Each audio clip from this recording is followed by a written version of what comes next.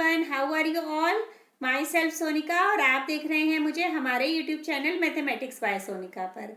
बच्चों, इस वीडियो में हम सॉल्व करेंगे चैप्टर 9 की एक्सरसाइज 9.1 का क्वेश्चन नंबर 15। तो चलिए स्टार्ट करते हैं अपना क्वेश्चन रीड करना। The question is a straight highway leads to the foot of a tower. A man standing at the top of the tower observes a car at an angle of depression of 30 degree which is approaching the foot of the tower with a uniform speed। तो देखिए बच्चों, यहाँ पर हमें एक car दिखाई दे रही है। This is a car. ये कार हमारी टुवर्ड्स द टावर, ये हमारी टावर है, इस टावर की तरफ अप्रोच कर रही है, आ रही है और वो यूनिफॉर्म स्पीड से मूव कर रही है। एंड एक मैन है जो हमारा टावर के टॉप पर खड़ा हुआ है, वो उस कार को देख रहा है। तो हमने पढ़ा है कि जब भी ऑब्जर्वर ऊपर से नीचे की तरफ देखता है तो उस टाइम पर एंगल ऑफ डिप्रेशन फॉर्म होता है लाइन ऑफ साइट और हॉरिजॉन्टल लेवल के बीच में। तो वही यहाँ पे फॉर्म हो रहे हैं। तो जब फर्स्ट पोजीशन पे जब कार है तो उस टाइम पर एंगल फॉर्म हो रहा है 30 डिग्री। अब आगे रीड करते हैं हम। 6 seconds later, the angle of depression of the car is found to be 60 degree. Find the time taken by the car to reach the foot of the tower from this point. तो अब car हमारी आगे 6 seconds letter उसके बाद वो कहाँ पहुँच जाती है, वो आ जाती है सी पोजीशन पर बी से। तो अब हमें टाइम कैलकुलेट करना है कि सी से डी तक वो फुट ऑफ द टावर तक कितने टाइम में पहुँचेगी, हमें ये टाइम कैलकुलेट करना है। तो चलिए अब हम देखते हैं कि एग्जामिनेशन में कैसे डायग्राम ड्रॉ करेंगे और इसे सॉल्व करेंगे। तो चलिए बच्चों, हम अपना क्वेश्चन स्टार्ट करते हैं। A straight highway leads to the foot of a tower. तो पहले हम यहाँ पे टावर बना लेते हैं। दिस इज आवर टावर और ये है highway. This is highway. A man standing at the top of the tower observes a car। अब इसके ऊपर इस टॉप पर अगर मैन कोई खड़ा हुआ है तो वो यहाँ से टॉप ऑफ द जो टावर है उससे वो कार यहाँ पर है उसको देख रहा है। तो उसका an angle of depression is 30 degree. तो यहाँ पर जो एंगल ऑफ डिप्रेशन है वो कितना फॉर्म हो रहा है, वो फॉर्म हो रहा है उसकी आई से 30 डिग्री का। ये है angle of depression, that is 30 degree, which is approaching the foot of the tower with a uniform speed. मतलब ये कार यहाँ से इस टावर के फुट की तरफ जा रही है हाईवे पर with a uniform speed. Speed हमें कांस्टेंट दी हुई है कि वो चेंज नहीं हो रही है, यूनिफॉर्म है।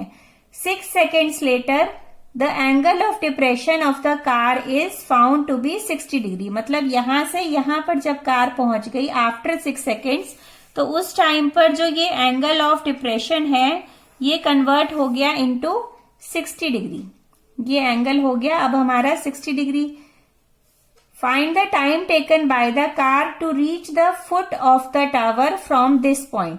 मतलब हमें यहां इस पॉइंट से यहां तक ये कितने टाइम में पहुंचेगी कार, ये हमें कैलकुलेट करना है। तो चलिए पहले हम इसकी नेमिंग कर लेते हैं ट्राइंगल की। ए बी सी डी, ये हॉरिजॉन्टल लेवल से हो जाएगा 90 डिग्री एंगल। अब देखिए बच्चों, हमें एंगल ऑफ डिप्रेशन पता है और ये जो लाइन है, ये वाली लाइन और ये वाली लाइन कैसी है, ये दोनों हैं हमारी पैरेलल लाइंस इस तरह से, और ये एक्ट कर रहे हैं एज अ ट्रांसवर्सल। तो अगर हम ये ट्रांसवर्सल लेते हैं यहाँ पे कि ये हमारा एंगल 30 डिग्री है, तो ये एंगल भी क्या हो जाता है, हमने पढ़ा है कि जो पैरेलल लाइंस होती हैं उसमें जो ट्रांसवर्सल कट करता है तो उस टाइम पे alternate interior angles are equal. तो इसलिए हम कह सकते हैं कि ये 30 है तो ये एंगल भी हमारा 30 हो जाएगा। तो हम लिखेंगे यहाँ पे ये 30 है, हम इसे लिख लेंगे 30 डिग्री। सिमिलरली ये 60 है तो ये वाला एंगल भी 60 डिग्री हो जाएगा because of alternate interior angles are equal. Clear है। अब यहाँ पर हमें डिस्टेंस इतना और ये डिस्टेंस कैलकुलेट करना पड़ेगा क्योंकि हमें यहाँ पे टाइम गिवन है और टाइम निकालना है। तो चलिए अब हम अपना क्वेश्चन स्टार्ट करते हैं। लिखते हैं क्वेश्चन में लेट एच, इसको हम एच ले लेते हैं। यहाँ पे हाइट भी गिवन नहीं है, इसको हमने एच ले ली। तो let H be the height of the tower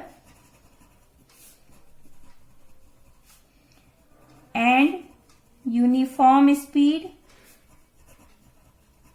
B S. जिस स्पीड से कार मूव कर रही है वो यूनिफॉर्म है, तो उसको हमने एस ले लिया। आप यू वी कुछ भी ले सकते हैं, ठीक है।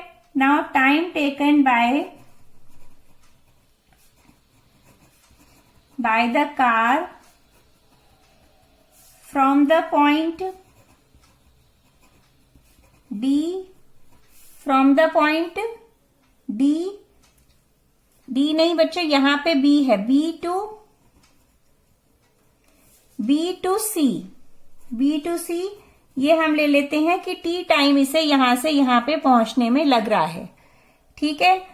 अब हम निकाल लेते हैं कि ये जो डिस्टेंस है ये कितना लिखने का। डिस्टेंस इज इक्वल टू क्या होता है बच्चों, distance D B is equal to क्या होता है, स्पीड इंटू टाइम। और स्पीड क्या हमने ली है यहाँ पे एस, और टाइम हमने लिया, टाइम हमें यहाँ पे गिवन है कि 6 सेकेंड्स में वो यहां से यहां पर पहुंचा है, तो ये हो गया 6s। तो इसका मतलब हमने ये डिस्टेंस कैलकुलेट कर लिया 6x। तो अब हमने ये डिस्टेंस कैलकुलेट कर लिया है, तो हम BC डिस्टेंस भी कैलकुलेट कर लेते हैं। तो हम लिखेंगे distance BC is equal to time कितना लग रहा है उस टाइम पर, t टाइम है, स्पीड इंटू टाइम फॉर्मूला से स्पीड s है और टाइम है t जो हमें निकालना है। तो ये डिस्टेंस कितना हो जाएगा बच्चों, st। अब हम अपने ट्रिग्नोमेट्रिक रेशियोज अप्लाई करते हैं। यहाँ पे 2 ट्राइंगल्स हैं ABC एंड ADC, तो किसी भी एक ट्राइंगल में हम अप्लाई कर सकते हैं। तो पहले अप्लाई कर रहे हैं हम in triangle ABC। So we will write in triangle ABC tan 60 degree is equals to, that is perpendicular upon base, then we will write AC upon BC। AC हमने H ली है और BC हमें पता नहीं है, वो हमें डिस्टेंस जो हमने कैलकुलेट करा है वो है ST। tan 60 डिग्री हमें पता है कि √3 होता है, तो ये हो जाएगा H अपॉन ST। इससे H की वैल्यू आ जाएगी हमारी √3 ST। इसे हम इक्वेशन 1 ले लेंगे।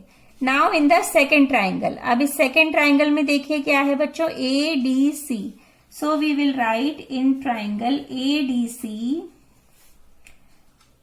tan 30 degree is equal to perpendicular upon base. अब बेस यहाँ पे क्या है, DC। DC को हम लिख सकते हैं, पहले हम एक बार DC लिख सकते हैं, फिर हम यहाँ पे लिखते हैं DC को DB प्लस BC।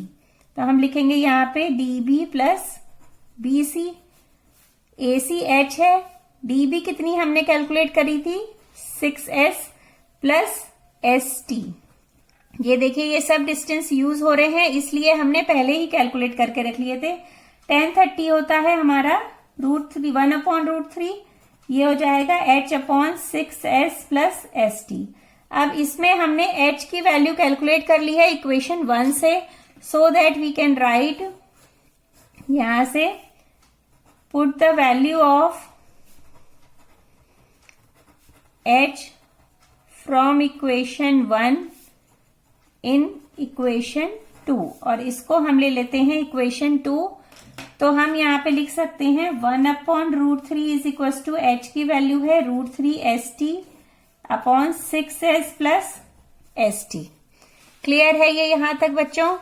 अब इसको हम आगे मल्टीप्लाई कर देंगे, क्रॉस मल्टीप्लाई करने पर क्या मिलेगा, ये इधर चला जाएगा, ये हो जाएगा 6s प्लस ST। ये इससे मल्टीप्लाई होके √3 into √3 it will become 3ST। अब हम इसको इधर साइड ले जाएंगे तो क्या मिलेगा, 6s is equal to 3ST minus ST is equal to 2ST 6s। अब देखिए लेफ्ट हैंड साइड पर भी s है और राइट हैंड साइड पर भी s है, तो s से s कैंसिल हो जाएगा और t आ गया 6/2। इट मीन्स ये कट होके आ गया 3 सेकेंड।